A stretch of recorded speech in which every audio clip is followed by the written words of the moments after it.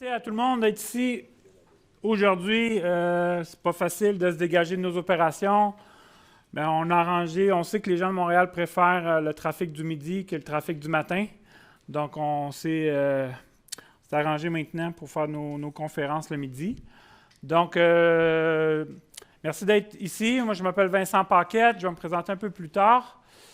Puis on est accompagné de Carl Marin de High Jump, qui supporte les ventes au niveau mondial et les opérations. Puis effectivement, on a les gens derrière qui vont se présenter lors de leur présentation. Donc, deux volets. Un premier volet où on va présenter le WMS, High Jump Warehouse Edge, puis un autre volet où on va rentrer plus au niveau du voice picking puis du voice module, qui va s'appliquer à plus qu'une chose.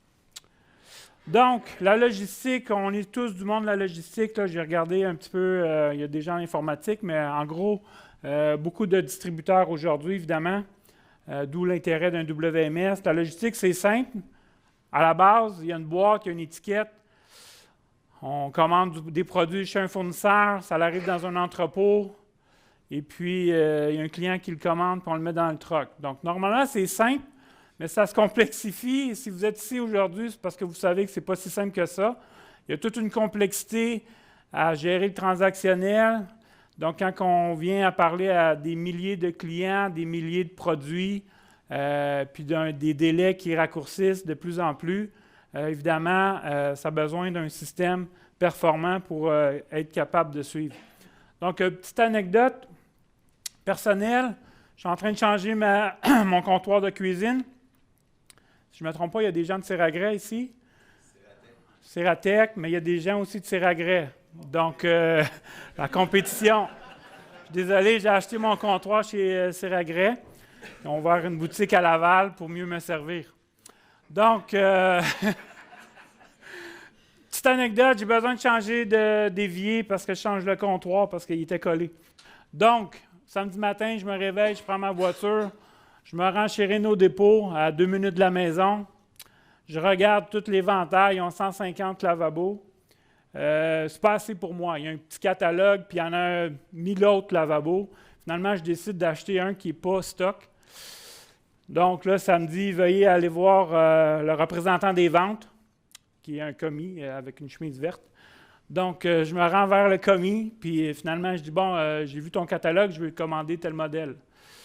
Ce qu'on me dit, c'est que, désolé, c'est pas standard, tu veux commander, j'ai pas l'acheteur, il faut que tu reviennes lundi. Lundi?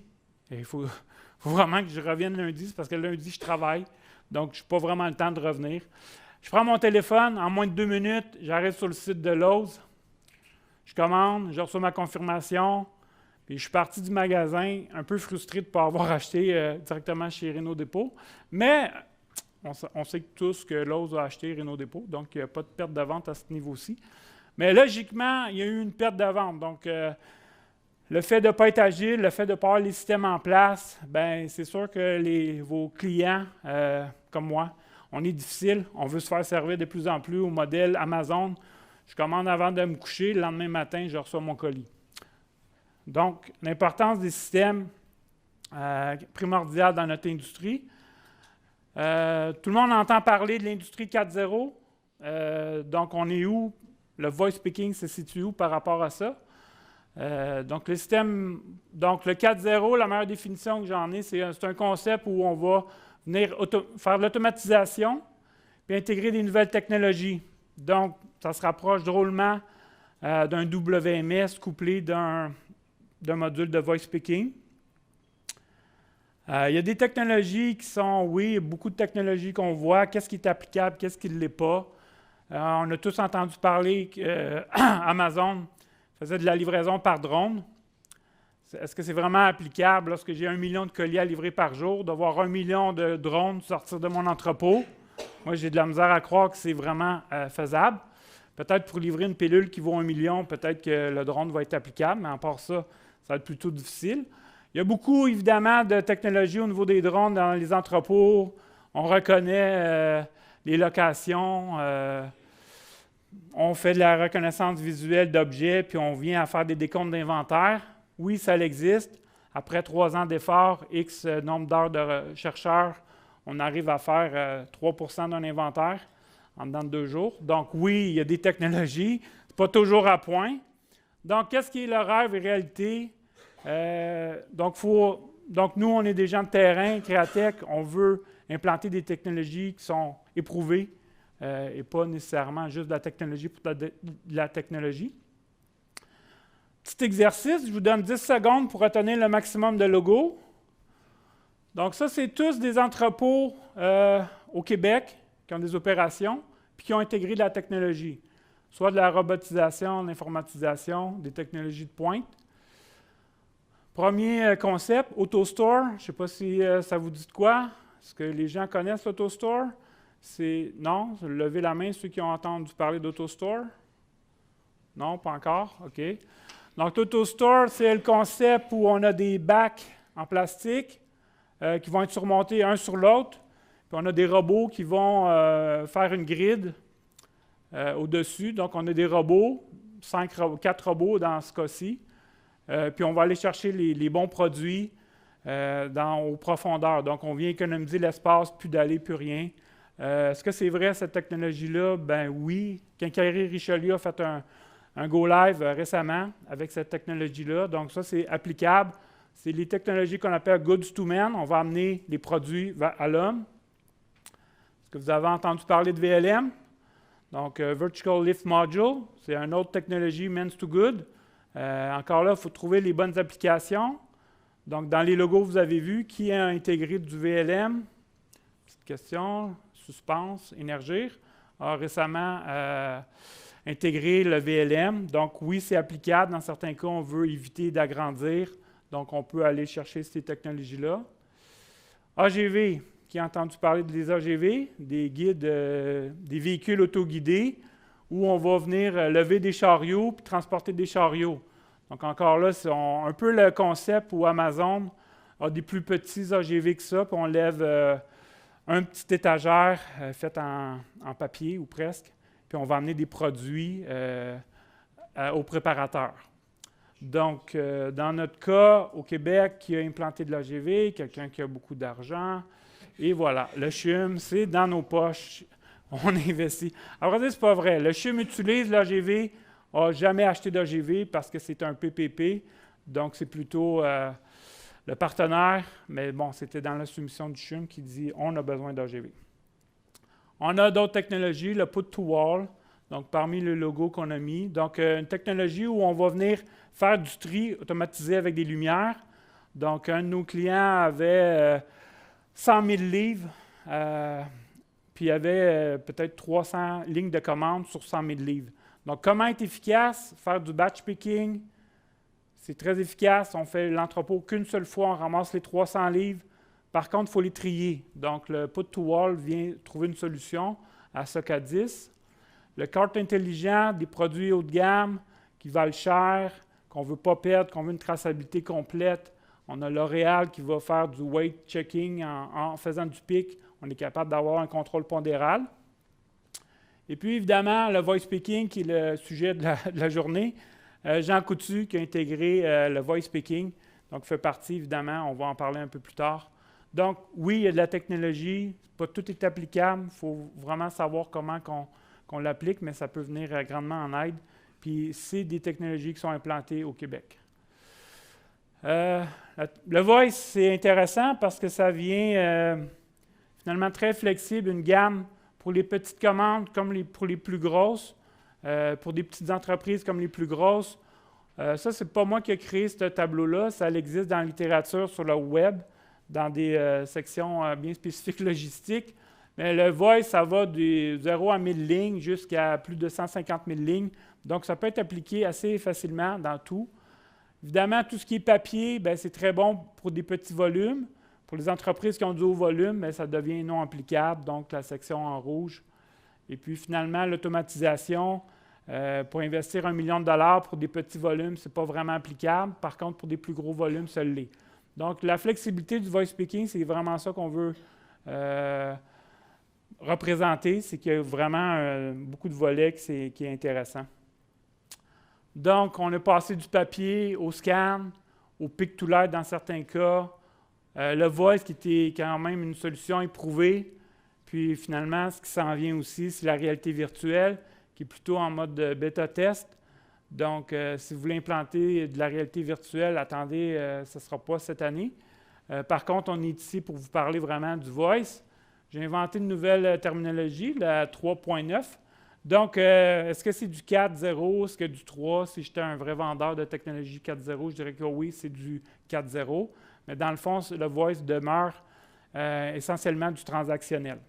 Donc, on vient prendre votre système ou créer une interface humain-machine beaucoup plus fluide qu'avec des guns, puis en lisant, puis en scannant, puis en se trompant. Donc, c'est beaucoup plus fluide. Donc, on pourrait dire que c'est du 4.0, mais il n'y a pas encore toute l'intelligence artificielle, peut-être qu'on peut aller chercher avec de la réalité virtuelle dans quelques années. Ceci dit, on n'a pas oublié de se présenter, c'était ma longue introduction. Donc, Vincent Paquette, moi, ça fait plus de 20 ans que je fais de la logistique opérationnelle, entrepôt, distribution, transport. Ça fait plus de 6 ans que je suis avec Créatech. Donc, je m'occupe de la vente et de la représentation de produits iJump, entre autres. Et puis, je suis accompagné d'une équipe de Nicolas Hill, qui est notre champion, si on veut, iJump WMS. Donc, on travaille ensemble depuis plus de 7 ans, là. Principalement, tous les derniers comptes. On a une petite équipe, mais on arrive à grossir. On est accompagné également de Marie-Christine. Donc, 2 ingénieurs industriels, un de la Poly, un de l'Université Laval. Et puis, pourquoi? Parce que nous, on n'est pas des informaticiens à la base, on est des gens d'opération. On s'intéresse à la logistique, au rack, aux palettes, avant d'installer de la technologie. Donc, c'est pour ça que notre background en fait foi. Créatech, la plupart d'entre vous, vous êtes des clients actifs, inactifs ou en devenir, là, mais la plupart connaissent très bien Créatech. Un petit rappel, on a 5 unités d'affaires, 4 unités en système, ERP, donc SAP, Microsoft, autant NAV que AX. Puis sinon, bien évidemment, on a notre business au niveau Oracle, JD Edwards et NetSuite. La solution exactement au niveau gestion des actifs avec IBM.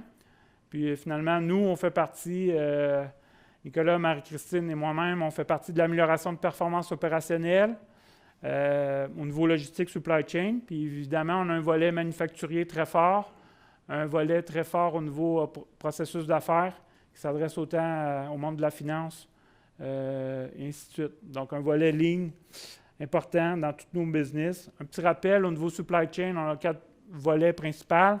Tout ce qui est approvisionnement, entreposage, transport, analyse de réseau. Puis les types de services, bien, ça s'étend du Sale and Operation Planning, donc un volet très fort au niveau planification, réduction du stock. Puis évidemment, ce qu'on va vous parler aujourd'hui, c'est notre expertise entreposage WMS, mais on a des services d'aménagement, de réingénierie, de processus. Évidemment, on a un volet ligne. On fait du transport, puis on fait de l'analyse réseau. Donc, comme je l'ai dit, notre profil vient... ce qui est intéressant, c'est que notre profil est vraiment opération, processus qu'on met de l'avant avant d'arriver avec des solutions technologiques. iJump, rapidement, ce qu'on a, c'est un partenaire qui est vieux depuis plus de 15 ans. Donc, anciennement, je ne remonterai pas dans le temps, mais il y a quand même 2 autres noms avant iJump qu'on a su implanter. Et puis, iJump, c'est une entreprise mondiale, donc faisant affaire avec plus de 66 pays. On parle d'un nombre important de clients, plus de 1000 clients, puis avec des solutions niches, donc Warehouse Edge que Créatech implante, Warehouse Advantage pour la très grande entreprise. Donc, iJump a toujours su se démarquer en termes de système technologique. Donc, que ce soit SAP, que ce soit GDA, que ce soit Manhattan, les grands WMS de ce monde. Donc, c'est un compétiteur féroce qui gagne du marché, autant dans la grande entreprise que dans la PME. Puis, pourquoi qu'on acquiert? Bon, s'il y a des gens, est-ce qu'il y a des gens ici qui n'ont pas de WMS encore? Ça demande donc quelques gens. Donc, la plupart d'entre vous, vous avez des WMS. Pourquoi on implante un WMS pour les autres? Bien, réduction des coûts, évidemment, d'être en meilleur contrôle, de faire nos transactions plus rapidement. Gestion de la croissance, parce que, comme je dis, c'est très simple de faire de la logistique avec 100 clients, mais lorsqu'on en a 200, puis 5000, puis ainsi de suite, c'est à ce moment-là qu'on va se poser des questions.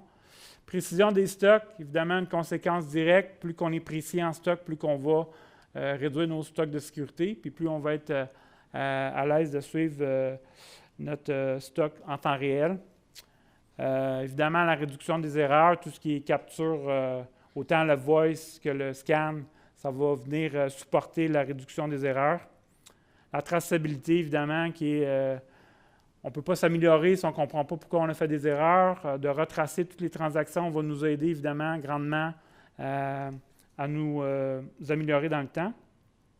Ça va nous permettre aussi d'implanter les KPI, les rapports de gestion, s'assurer qu'on est bien au fait de la productivité de nos employés. Puis il y a des clients, bien, les 8 raisons que je mets ici, là, c'est... Avant, j'avais 8 logos d'entreprise. Il y avait toujours une force plus principale. Un client, c'était plus pour la traçabilité. Un autre, c'était plus pour la productivité. Un autre, c'est plus pour les coûts. Donc, on a vraiment un client là, qui c'est formation des employés. Gros turnover dans les entrepôts. Donc, d'avoir un format assez formel, standard, dans un WMS, ça vient accroître grandement la courbe d'apprentissage, surtout au niveau voice qui est encore plus rapide, moins d'étapes qu'au niveau du scan. Créatech, depuis 15 ans, bien, c'est ça. Vous voyez l'ensemble de nos logos. Mais on parle de plus de 20 clients actifs. Les clients actifs ne sont pas là. Donc, que ce soit autant Structube, Prologue, Liberté, Carousel. J'imagine que vous connaissez des noms là-dedans. Trévi, Plancher Mercier, Nature's Touch. Donc, beaucoup des gens dans l'alimentaire, mais dans les hôpitaux, les planchers, les soutiens-gorge, les fruits séchés, puis maintenant dans le retail. Donc, on est actif présentement avec Cell. On a des gens de Cell dans la salle.